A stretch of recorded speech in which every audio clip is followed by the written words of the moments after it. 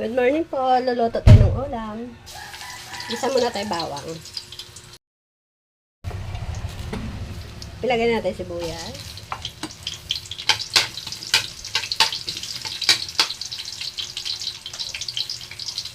Tapos itong baboy, hinugasan ko na to.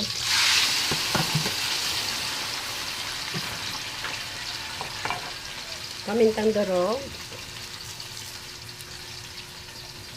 Pampalasa, asin, halo-haloin,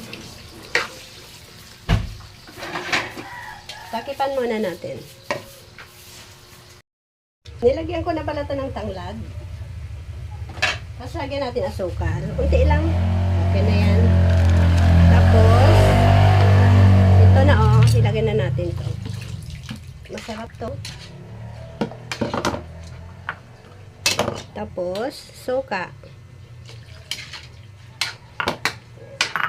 Huwag na natin ito takipan. Halo-haloin lang natin ito hanggat kumulo. Diyan na muna kayo. Luto na.